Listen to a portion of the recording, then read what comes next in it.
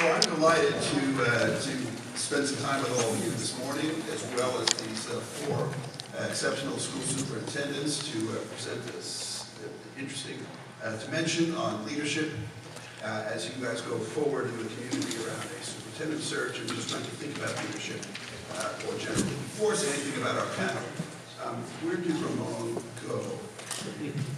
There. I just want to express to you my respect and admiration and appreciation for not just a stirring presentation, but for the work that you do with those kids and families every day. Let's just hear it for a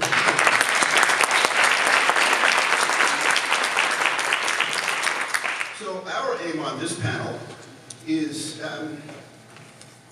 to follow the title. I just looked at the title again because I didn't really remember it, but the title of this panel is Balancing Two Big Ideas, Building a Great School System and Building a System of Great Schools. So as a former English teacher, I'm going to focus on the conjunction of that title. And the conjunction is and, it's not or. So I think what we're going to try to illustrate for you this morning is some ideas around governance. That this is not a dichotomous discussion. This is not about we either are a centralized system or we are a decentralized system. Right? I think what you're going to hear from all of my colleagues here is that we wrestle with and live with the tensions around decision making. By the way, I don't use tension in a negative, pejorative sense here as much as a constructive and positive sense. Right? This is what the complexity of the superintendency is all about. And that's what we hope to share with you today. So we thought we would each take about 1 minute and introduce ourselves to you quickly so you know who you're hearing from. As Bob said, my name is Jeff Young. I'm the former superintendent. You're going to meet the new superintendent of Lexington in just a second, but I had 6 years as superintendent of Lexington, then moved on to 11 years as a superintendent in Newton, where my kids were in school at the time. An interesting challenge, but nevertheless, they were in school while I was a superintendent for those 11 years. Then, deciding I needed something a little bit different, took up the opportunity to become the superintendent of schools in Cambridge for 7 years. And then, after that, when I felt like I never wanted to call another snow day again, I gave up the work in Cambridge and have since taken on this great opportunity working at Teachers College, Columbia University in New York City, where I am the program director for the Programs in Education Leadership at that graduate school, right up there in Ramones, very close to Ramones neighborhood. And as Bob mentioned, some of the proudest and most happiest days of my career were at the very beginning when I was an English teacher at Brookline High School, and then I taught over at Driscoll for a couple of years as well. Thanks for being here. Hi everyone, I am Julie Hackett. I am the new Lexington superintendent, following a tough act in Jeff and others.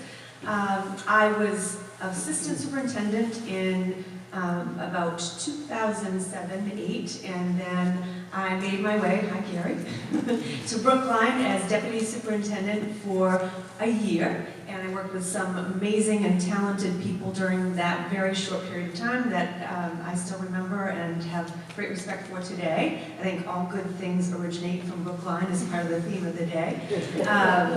And I went from Brookline back to Taunton, where I was superintendent for 10 years. And I've been now in Lexington as superintendent for the last year and a half. It's work that I love. It's work that I think that has to be done in service to the students and the educators and staff people in the building, and I'm just happy to be back. Hi, I'm John Sills. I'm presently the superintendent of Bedford, Mass. Bedford is a small community out 128. About 34% non-white. We educate the kids from Hanscom Air Force Base as well as a medical program, and our town has become increasingly diverse, and it's a great community to serve it. I would say my history is that I am an activist for social justice who chose education as the place to do my work. And so that informs not only my values, but my approach to leadership. I started out in an alternative junior high school, public junior high school in New York, worked in a inner city parochial school in Boston for years. Took about 6 years off to organize unions and work as a machinist at General Electric. I was hired here in Brookline as the curriculum coordinator for social studies, and then became the principal in Bedford for 12 years. And this is my 8th year as superintendent, and happy to be here. Thank you. I'm sorry. Good morning. My name is Karen Tarasevich, and I'm the superintendent of West Warwick Public Schools in Rhode Island. We're right in the very middle of the state. It's actually a very small town. It's only 7 square miles. We have about 3,800 students. So my journey has been a little bit unique in that the changes in my career status came quickly, and as I respond to the questions this morning, it'll help explain why that came about. Similar to Jeff, I am still an English teacher at heart. No matter what my role is as an administrator or any other role in education, I am a teacher at heart and always will be. So I taught English for 9 years, middle school and high school in Narragansett, Rhode Island, which is at the southern end of the state. Once I got my admin degree, I was hired in West Warwick as an associate principal at West Warwick High School for 1 year, which means I handled the special ed population for the middle school and the high school. And then the year after that, I was appointed the principal of the high school. I was the principal for 4 years. And then I was appointed to the superintendency, which I'm now in my 7th year. So I've been in the district for, this is my 13th year. And as I just said, that's an unusual and very quick path for administrative advancement. And I attribute that to largely the people I work with, really dedicated, hardworking, committed people, great team, as well as our model of distributed leadership, which again, as I answer my responses this morning, it'll help explain more fully what that is and how it afforded me my opportunity, as well as the development of other teacher leaders in our district. And I'm happy to be here for this important conversation. Thank you, Bob, for inviting me, because I've been so excited to share with you that I am a proud alum of the Brookline Public Schools.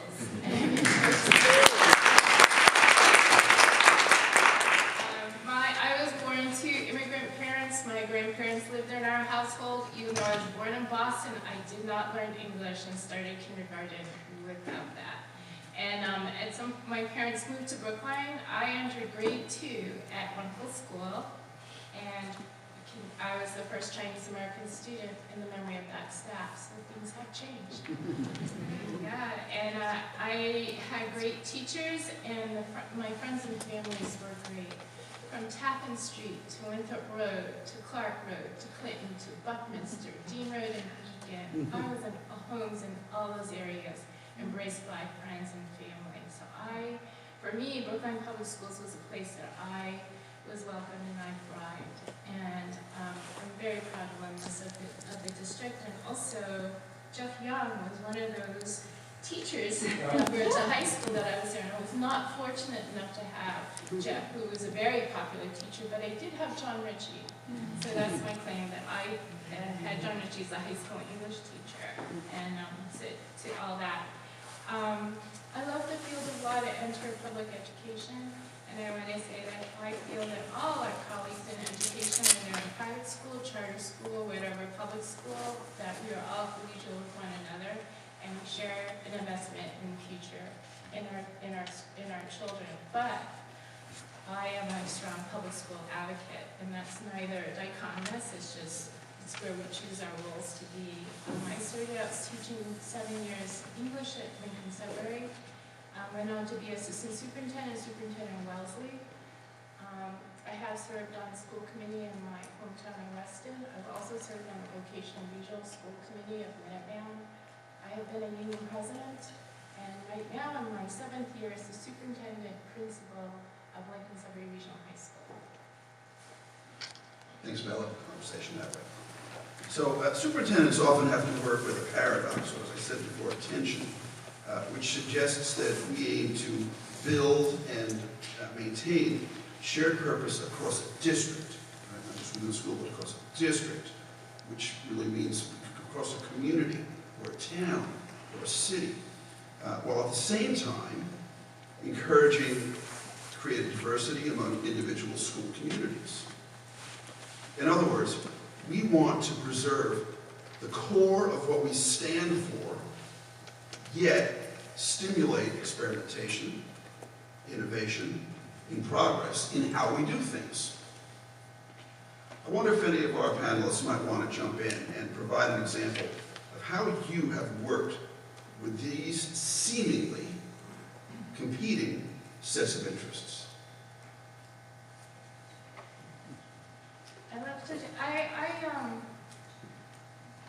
I'm very interested in this question because it's not healthy if you don't have that tension in a district, that if you don't have people that are looking to change and innovate. So I think that this is really healthy, and I embrace that. And the way I've worked with it is, if there are people in the district that want to try something new, I give them space to try it. But they understand that in the end, it has to be vetted by the whole. So while they can go work on it, in the end, you have to get that buy-in from everyone else. And at the same time, like right now, I have people that are always coming to me and saying, can I try this or that? And the latest idea, which wasn't on our radar at all, is Narrative 4. It's Initiative for Storytelling. They want to write a grant and get someone to come in that would train adults and students about storytelling, and how can you say no to that? So there are all these great ideas that come forth. It does make some people nervous. So I think in any district, there are people that are passionate for change, and there are people that are kind of passionate not to change, and not for bad reason, for valid reasons. And then there are people in the middle who are, they're okay, not sure if they want that or not. And I think key to this is just recognizing that all those perspectives are valid, and getting feedback from all the people in those positions about how these things make them feel, and acknowledge them. And also, people who don't want to change, that doesn't mean that there aren't things that are going on now that aren't good and working well. And so it's how to appreciate that and acknowledge and respect all those things. So I think a healthy district actually has all those things going on at the same time. But you have to respect one another, acknowledge the emotions about how people feel, and you have to process it. So I really like to foster people who want to innovate and create, and then understanding that we have to get everyone else to buy in. Julie, then John. Okay. Say, in addition, I heard the words in the end and feedback, and I would say in the beginning and input to add to that.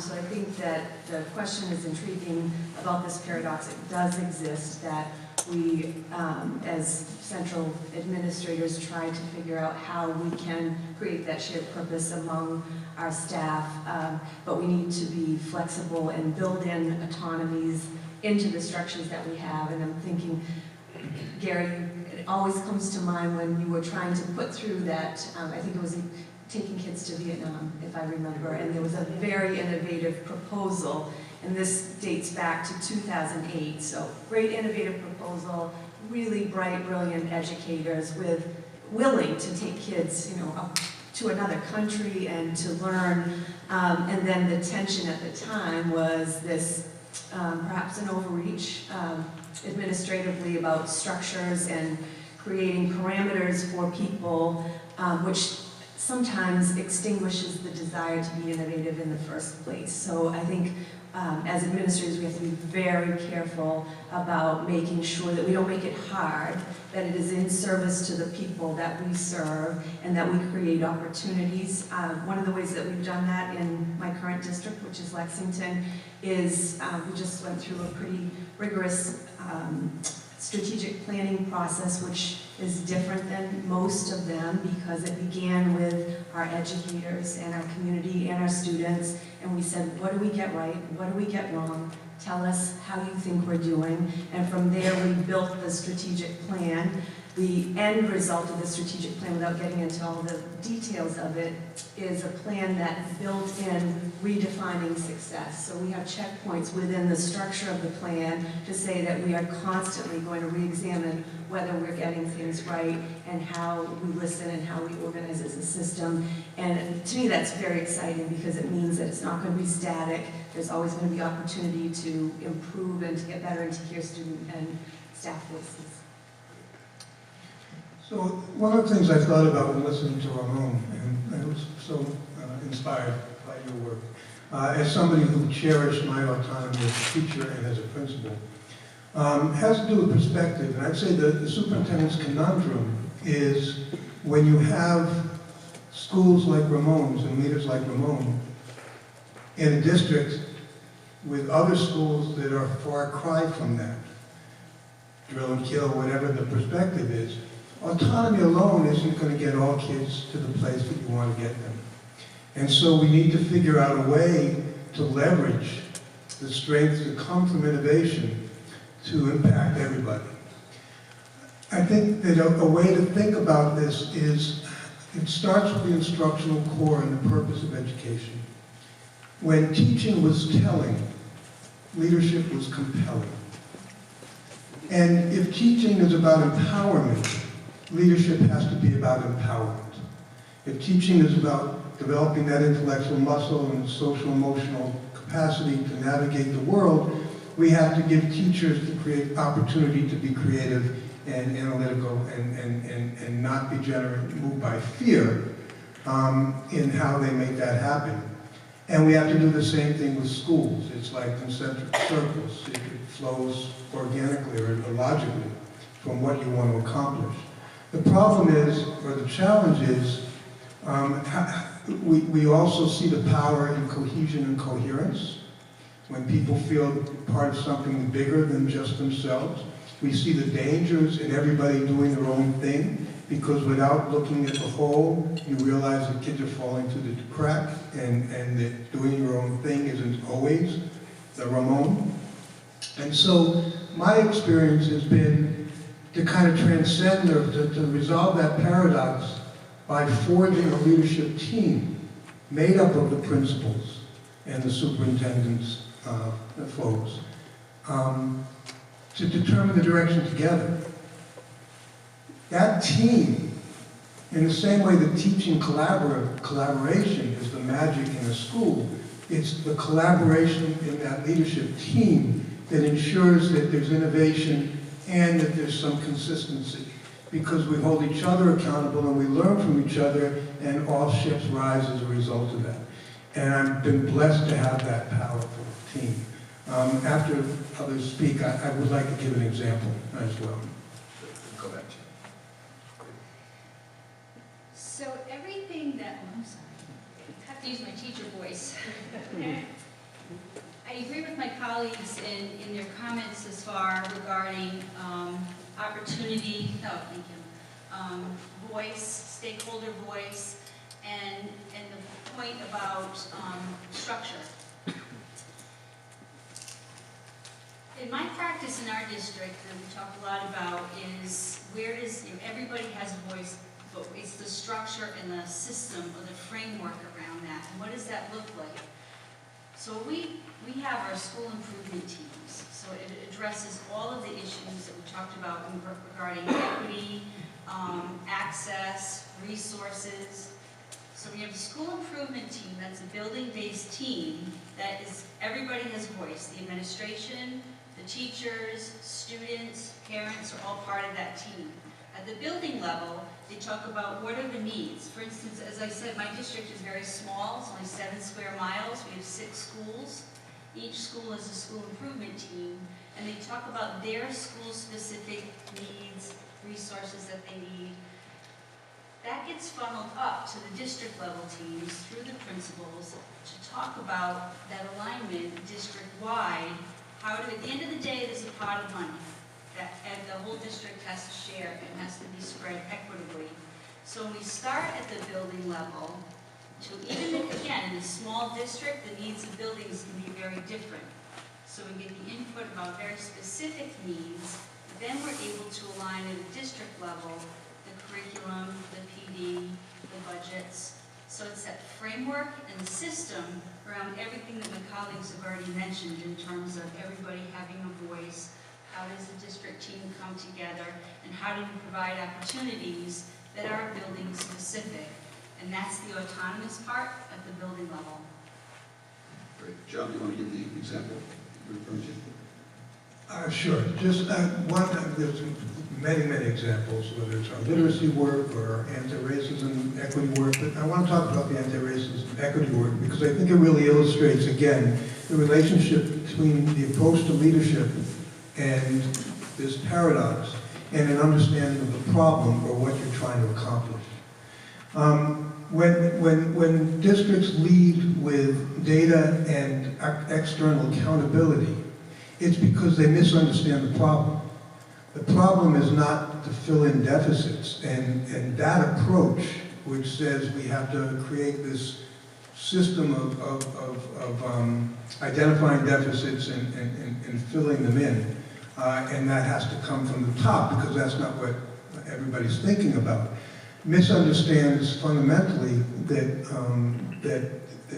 addressing our issues of inequity around race have to do with a fundamental transformation in our classrooms and in our culture, which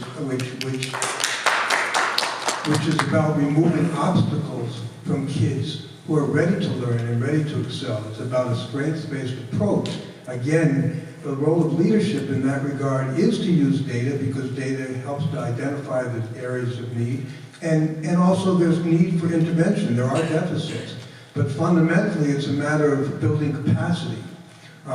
Inspiring, and that's done again through this team of principals and superintendent and the auxiliary teams like our district-wide equity and diversity team and the school-based teams that are connected to that. They all work together to create a capacity-building approach with high expectations. And again, we don't have the time to get into detail, but in some ways the detail around what that professional development and how you leverage that deep change is all about. But it doesn't happen through fear.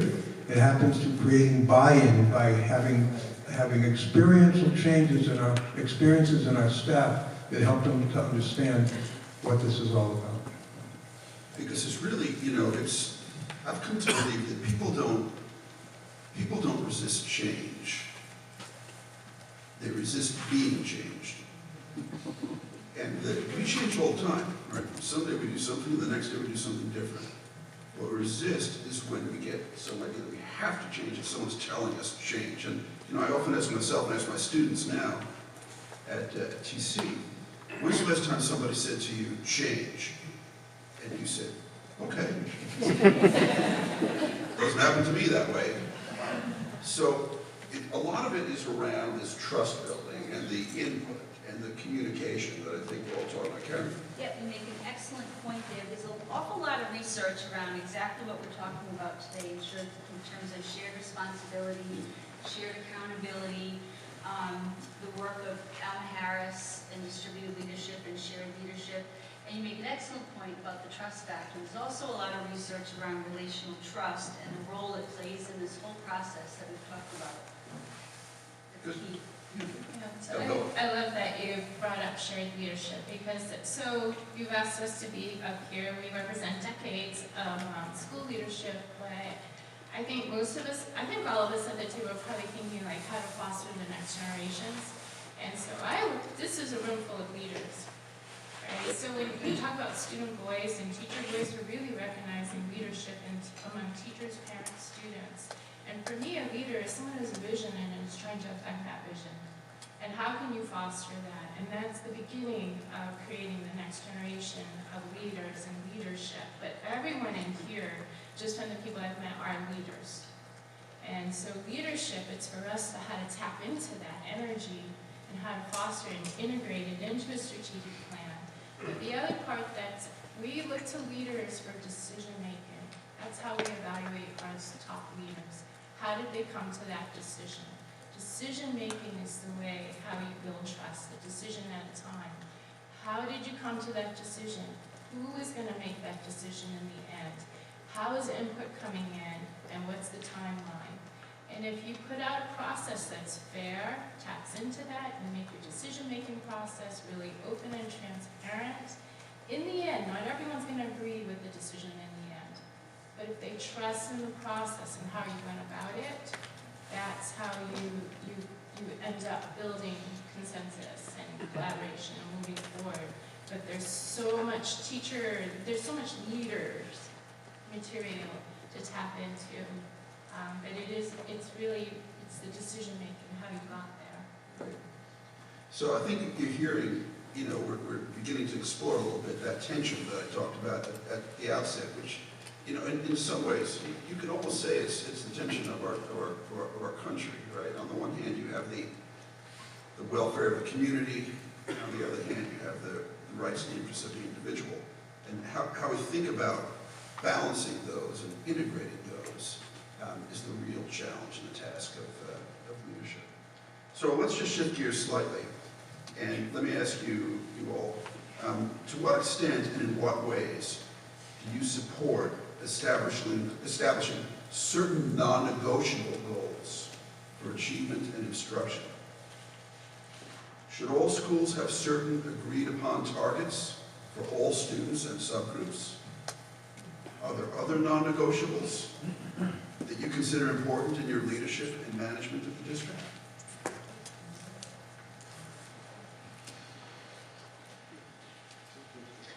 The first one was easy.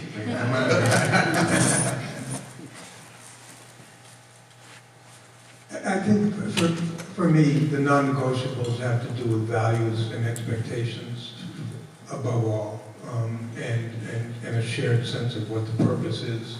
And the work is to really forge that unity around that within the leadership team and then throughout the district.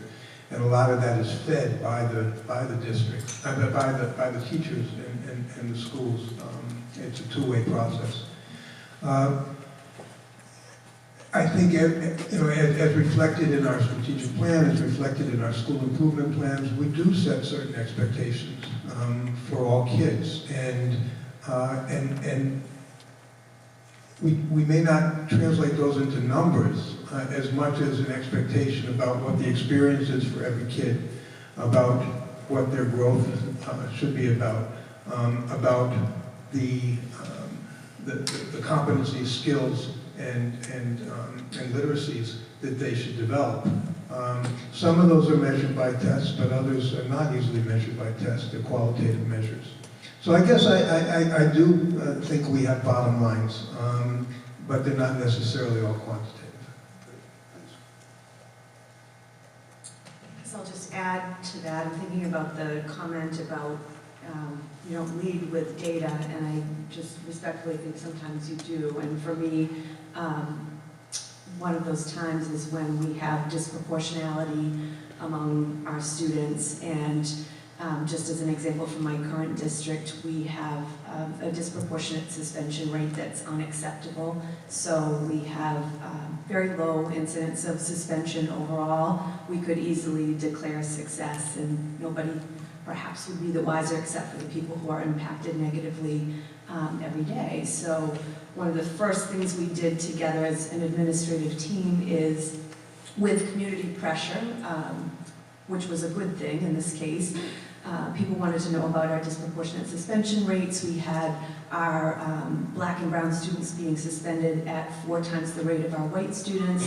Our students with disabilities being suspended 2.5 times the rates of our white students, which is completely unacceptable. So together we worked as a team and named it.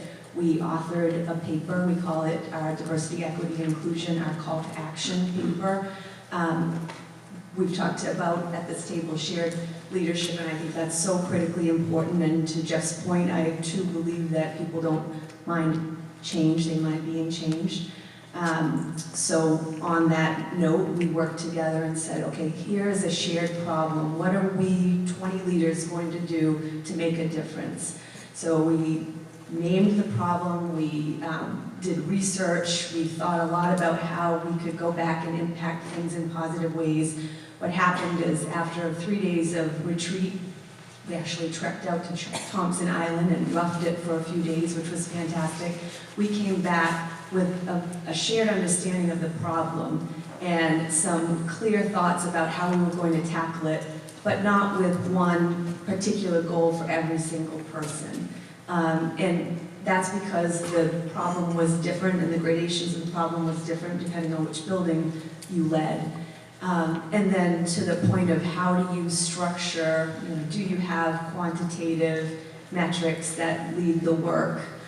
You don't always have to have that, but for me, you do have to say that you'll have goals like we're going to identify, address, and narrow gaps in educational experiences, and that's our role as leaders. Can I respond to that? Please. Thank you for raising that. When I say we should lead with data and external accountability, I don't mean that, for me data has three purposes. One, it tells a story that's important to see in terms of the inequities of the results. Two, it can be used to motivate, and three, it should be used for diagnostic purposes.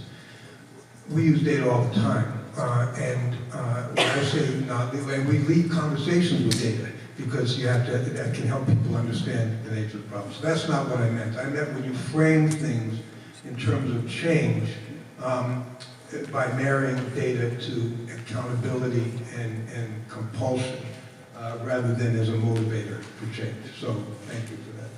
I think the other thing you said, so for me, a non-negotiable is the core values. Is making sure that how we teach what we teach, how we work with each other, how we treat each other, who we hire, who we don't, who we let go, emanates from a shared understanding what our core values are. And so we have 4 core values at Lincoln Sudbury, and so each year we focus on one. Because after we realized that we didn't have a common understanding actually when we say what's academic excellence. So each year we focus on one, and it's deliberate so that by the time each student graduates from 4 years of high school, they will have an emphasis on each of the core values that they leave with. So we have spent a lot of time on academic excellence, about rigor, what that means. So coming from that shared value system and the core value, then we can talk about differentiation and equitable access, what that means, and then you get into the data and what it is you want to do, but it has to emanate from that set of core values, and those are non-negotiable. I would agree with that in terms of that's where our district strategic plan, all of that is rooted there. And that comes from, again, the building level, where the school improvement plans feed the district strategic plan, and that we do have non-negotiables. Where I think the subgroup question comes in is again back at the building level. In any given school or community, part of the community, the needs may be very different from another school or another part of the community. So I think those could be in most cases are very specific goals and targets. And I think that's where you see the difference in the room for that differentiation and the personalization per school. Again, down to Ramon's point about personalized learning and personalization, it goes to that level. Just to remind me of something important, and I appreciate it again. Just a practical example of this forging, this collaborative leadership is around school improvement plans. So, schools generate them through their school councils, etc. Our leadership team, the principals, superintendent, assistant superintendent, METCO coordinator, director of special ed, etc., do a retreat every summer where we take their work, we take kind of our leadership vision, and then we merge them into a strategic plan for the year for the whole district. Now, each of their school improvement plans incorporates that. We're all going in the same direction, but they have school-specific needs that are either developmentally appropriate, depending on the age, or about the culture of that school, or about what they've identified to be a problem. So the school improvement plans all have certain commonalities, but they also have unique school-based focus. So once again, I think you get the sense that one thing that I induce from this conversation is that we don't think of you don't think dichotomously, right? Data is neither gospel nor evil. It's really about how it can be used to support the large, and it's a means to an end, maybe not the end in itself. And I just want to encourage people to think about data in a broader context, not just test scores and so on, obviously that matters. But one of the things that I became really highly attuned to working in Cambridge was observational data. So I'm looking around now and I realize I know maybe 4 or 5 people in this room. You all know a lot of people in this room. And one of the questions I always began to ask myself whenever I went to any kind of room in Cambridge, and I encourage you to ask yourself this as well, is not only who's here and who do you know, but who is not here? Who is not in the room? And to think about that and to try to use that data to inform your decision making going forward as well. So, shall we move on? Sure. Okay. So we all know that what works in one school, or in one classroom for that matter, might not work in another school, or in another classroom across town. Identifying a single effective strategy to improve education for all students is elusive and possibly unrealistic.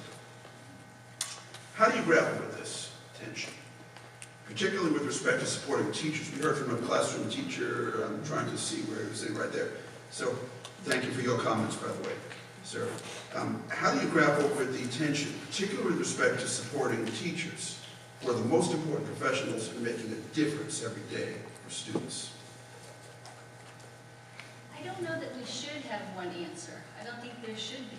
I think that education, by nature of what education is, should be ever evolving, should be ever changing. We've talked an awful lot this morning about personalization in terms of budget, resources, student need. I don't think there should be one answer. Certainly it is not a one-size-fits-all solution to anything. One of the practices that I used as a high school principal and then again as a district leader is to showcase teachers' work and to use that to move other teachers in positive directions. So every opening of the year address, take examples of teacher work that relate to specific goals or specific shared work that we want to do. And highlight it, both to affirm their work, but also because their work has informed my thinking and my understanding of what works and what doesn't work, and I want to share that out. I think that there are times when you want everybody to do some of the same things, because from a district perspective, you see patterns, you see strengths and weaknesses. So, for example, when we recognized that phonics wasn't being addressed well enough in the early elementary school, we did, everybody had their own phonics program in each class, and what that really meant is some teachers were teaching phonics and some were not, and so kind of a whole balanced literacy approach was really not balanced. We brought in a program, Foundations, but we didn't do it right, because we had thought that the program was going to fix the problem.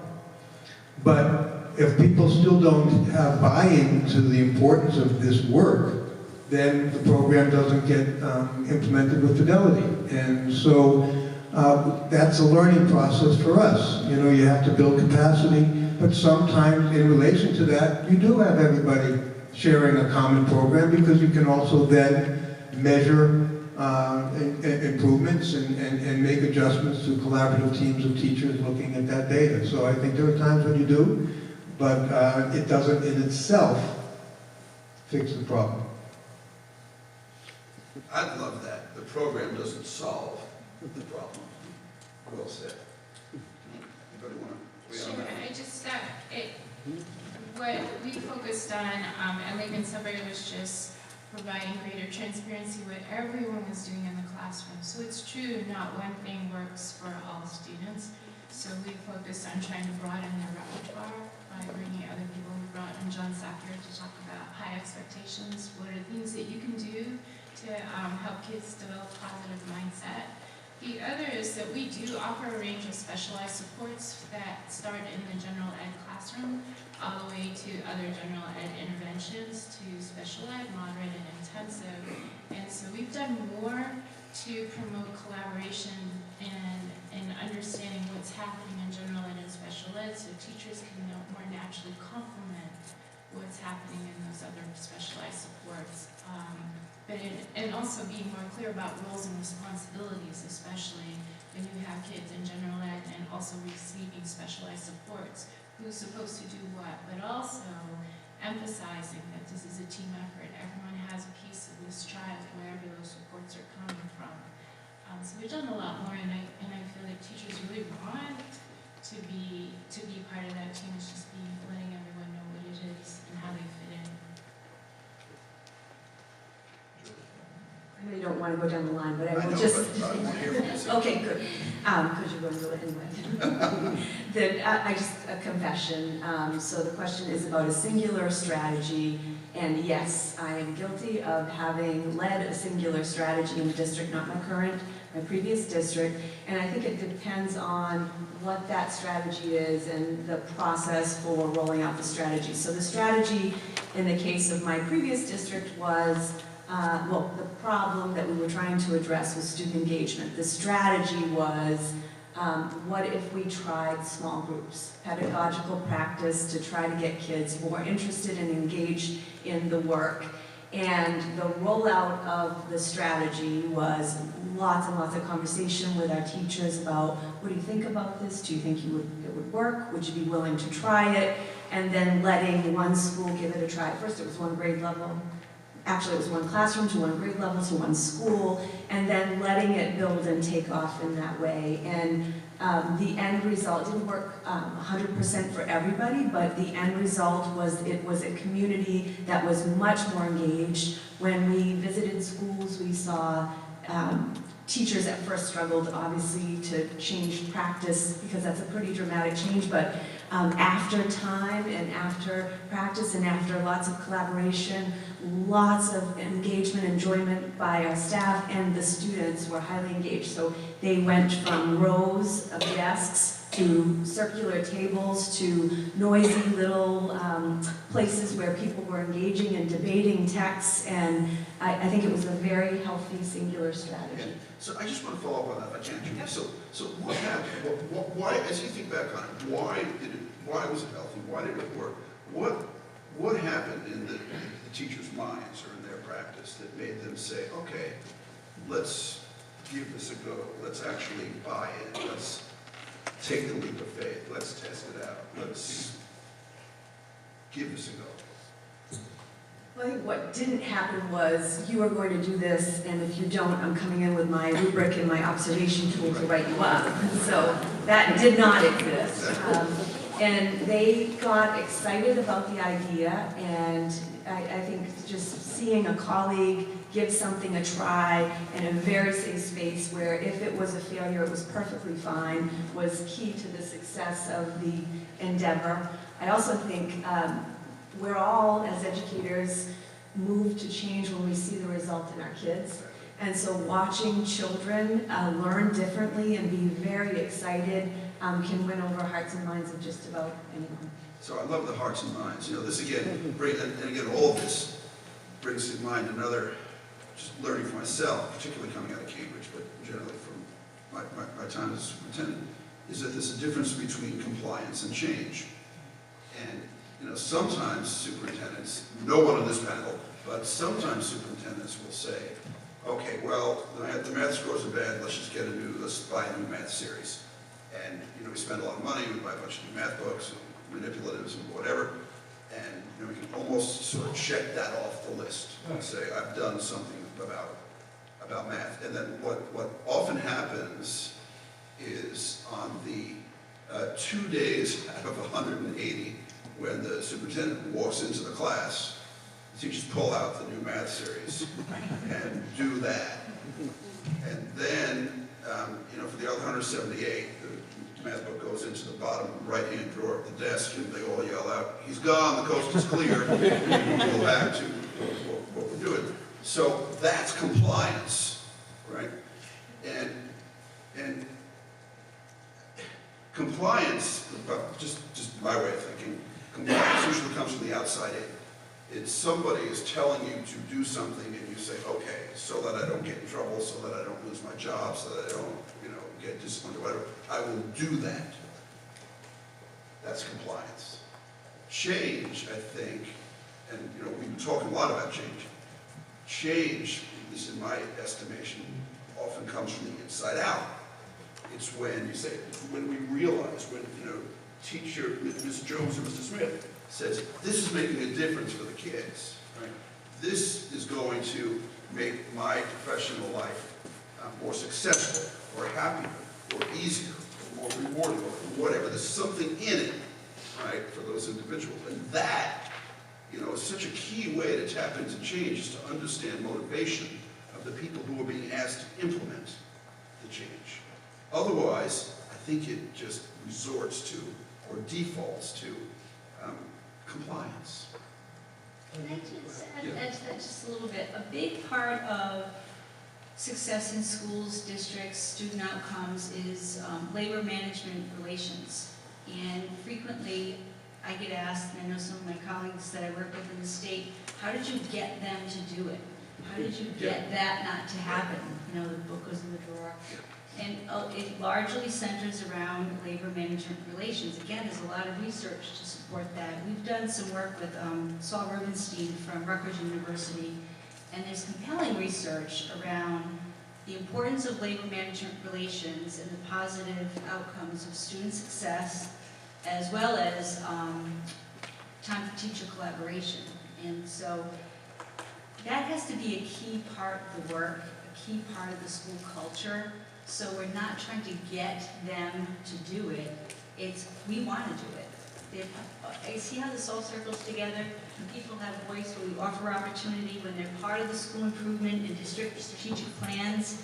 They own it. We own it together. So there's no need for buy-in, because we're all part of it. We all have a piece and all have ownership, and that's such a key part of it. In fact, they've co-authored it. Exactly right. So I have an admission. It's my 7th year at Lincoln Sudbury, and it's the first year we're actually going to put something together called a strategic plan. When I came to Lincoln Sudbury, you have to recognize the culture of your buildings, of your district. And if I had said, we're going to build a strategic plan, the ears would have closed. And so actually we just started, and it took us several years, just thinking about what do you want kids to be able to do by the time they graduate? What do you want them to do by the time they graduate? And that informs what's important to teach. And then once you inform what's important to teach, how do you know they learned what you thought you taught them? And then if they didn't learn what you thought you taught them, then how can we do it differently? So instead of saying, we're going to do a strategic plan and it has these pieces, we approach the conversation that way. So even though it's the 7th year, we're finally creating what we'll call the strategic plan, the work actually has been done. And it's going to capture all those conversations that have been had along the way. Then, as Karen said, it was everyone all in, building that vision and figuring it out. So instead of data, it's like, how do you know they learned what you thought? It's just, right, that's what we're looking for. And then understanding, yes, we have to have a plan about how we're going to implement and a way to measure it and figure it out. This is our shared vision. Can I give an example? And thanks for mentioning research. I do think one of the things that district leaders can bring to the table, because they're in a position to engage in research more regularly. There are two kinds of research, though. One is academic research, and the other is practical research. And our teachers are practical researchers all the time.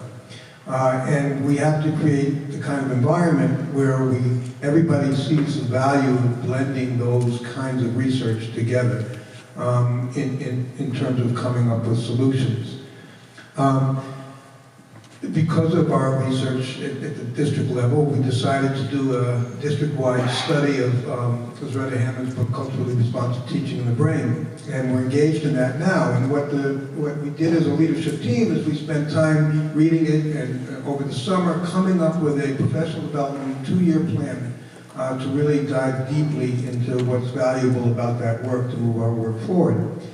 And there was a sequence we agreed upon. But one of the principals said, I don't want to wait for that. I want to start right in September. And I was a little miffed because I liked the sequence. It was my idea of the sequence in terms of getting people experience, giving people experiences and help them recognize there's a lot that they don't know, so they'd be hungry to inquire for more.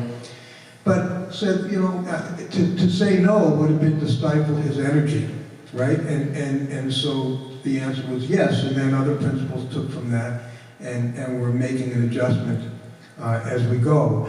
But one of the pieces in our book is about creating learning packs or learning learning partnerships with your students of color. And so everybody's read chapter 6 now and discussed it. And a few teachers, one of my principals sent me some incredible emails from teachers who've gone and done it, and they're so excited, they're seeing a difference in the kids' performance already. And I'm feeling like, okay, so like, everybody, what is it about that didn't get everybody to just do it, right? And almost wanted to compel it, right? Everybody's got to try to form a learning path. But then the voice is that, but that's not going to be authentic, that's not going to be real. And so you have to backtrack and create the conditions for that to happen. Now you can compel certain things to happen to help that happen, which is that in every department meeting and every grade level meeting, there should be discussions about that. And then you have to train those leaders so that those can be productive discussions because they're very sensitive. Right? They have to do with changing hearts and minds and seeing ourselves as being in the way, not so much the kids as having the problem. So it again is a capacity building, and it's a balance between some being directive, but other being ground up and that's. So I just got the high sign from Bob that he's about to give us, or me, the hook. So we're going to have to be...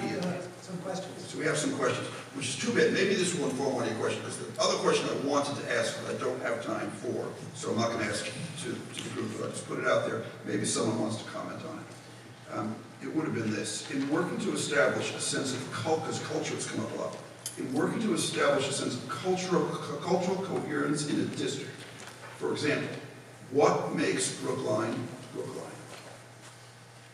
What steps do you take to build the trust that is necessary to work through these inevitable conflicts or tensions that occur between centralized and decentralized decision-making? So we've talked about decision-making, we've talked about trust, we've talked about culture, we've talked about all of these elements.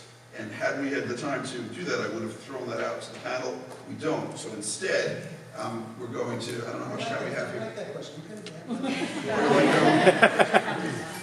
Maybe someone wants to, anyone want to ask that question? That's a good question. If you can't think of one, anyone want to ask that one? You want to ask that question? I want to answer it. Okay. Okay, there you go. I don't think it's inevitable that there is tension between central office and non-central office administration or entities in the district. I don't consider that inevitable. It shouldn't be there. There should be no decisions that impact anyone in other parts of the district that come as a surprise. So again, it goes back to the decision-making processes, how decisions are made, the input, the transparency about what's going to happen, how and when. So that was my reaction to the shouldn't be. It's not inevitable. Yeah. Well, should we open it up, Bob? Sure. Okay, we have a few minutes for, do you want to moderate this part, or how should we do this? No, just raise your hands. Okay. You got a So- microphone. Helen Chalupsky. Thank you. Hi, I'm Helen You gotta wait for the mic on. Huh? Oh, sorry. Sometimes I can talk loud enough. I'm Helen Charlotsky. I actually know most of you out there. And I want to thank you, first of all, for coming. I'd like you to talk a little bit about experiences with school committees and superintendent, school committee relationship, what works, what's problematic. What are your thoughts? Do you want to jump in?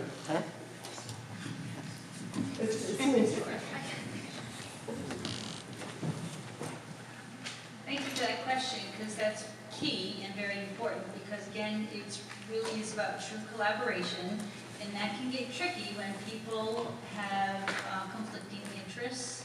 I don't really like the word agenda, because it's implied a bad thing. Sometimes people's interests are a good intent. So the key is to align the interests of the board and the superintendent on behalf of the district. I've had experience of having both easy alignment and alignment that needed some work. Generally, it's been my good fortune that it's usually worked out, but I think that's the key, needing to get everybody in alignment in what the goals are. And sometimes it's about prioritizing, but it's also been my experience where the makeup of the board has been just innately informed by their own background knowledge or participation in education. And then there's been some board members that really don't understand or have all good intentions, but not a very thorough or broad understanding of actually education or policy of the laws that support this work. So a lot of it has been around that in those cases, just educating people about our work and the laws that support it. And that is time very well spent. I learned very early on how key that a healthy relationship with the school committee and communication with them has been.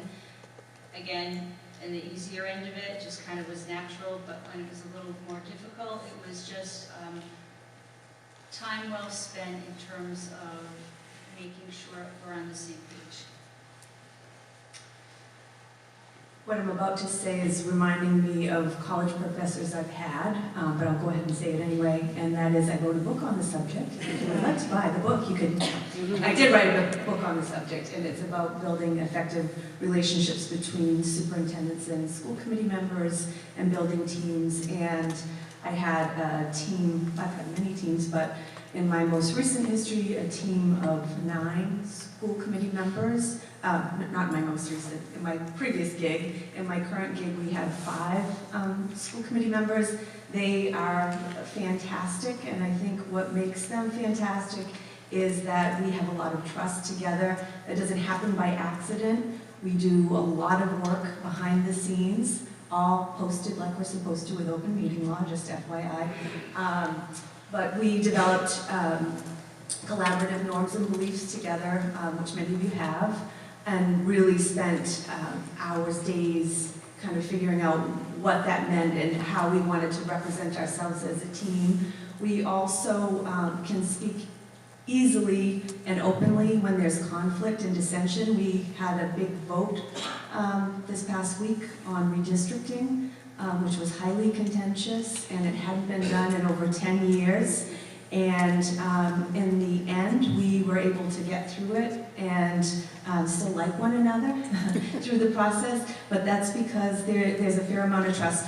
Also, what I appreciate about my school committee members is they're my eyes and ears. I can't be everywhere.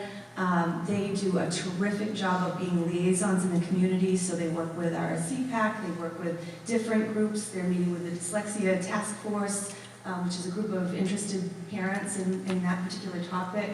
And often we'll go together, but sometimes we don't go together, and they're just out in the community, and they'll bring back what the community is feeling. And I think creating those systems where the school committee members can reflect back what their constituents and our constituents are telling us about our schools is very critical. They're also very much focused on our mission, and our mission is pretty simple and straightforward, but it is joy in learning, curiosity in life, and compassion in all we do. And we keep that as a central focus in our work.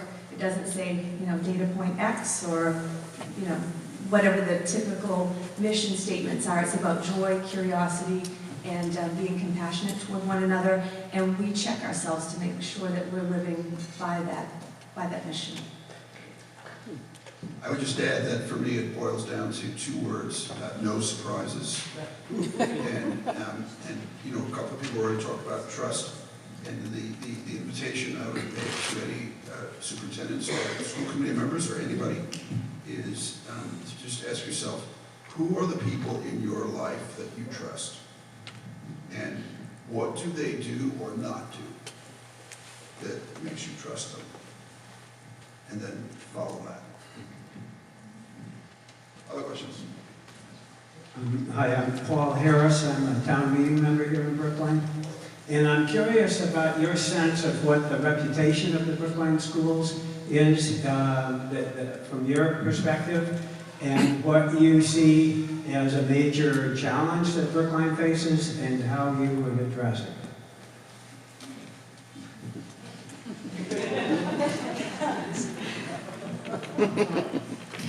While we're doing some wait time, I think you have an excellent reputation. You're very creative. You have highly, highly talented and gifted educators and people who care deeply about this community. My understanding, just based on, we're neighbors, so we hear things and you hear things about us, we hear things about you. My understanding is there's this tension that people want to resolve, perhaps, about making sure that we can operate in a way that we're hearing our educators and listening and understanding to what the needs are in the classroom. And I think that it can be tricky to do based on people's different vantage points, but I would say, you know, just to encourage the community to really work together.